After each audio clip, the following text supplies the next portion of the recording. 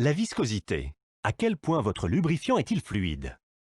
La viscosité est la mesure de l'épaisseur et des caractéristiques d'écoulement d'un fluide.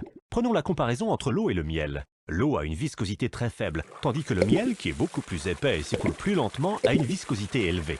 Lorsqu'il est chaud, le miel devient plus fluide et coule plus facilement, tout comme le lubrifiant à l'intérieur d'un moteur en marche.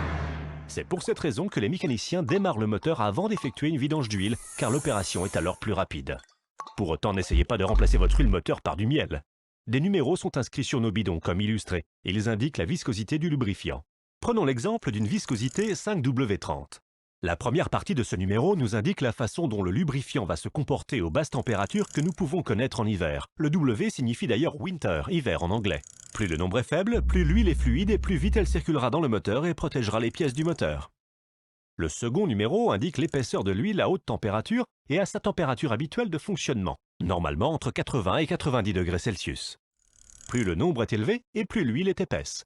Plus l'huile est épaisse à haute température et meilleure est la protection. Cependant, cela réduit son potentiel d'économie de carburant. Il faut donc trouver un équilibre.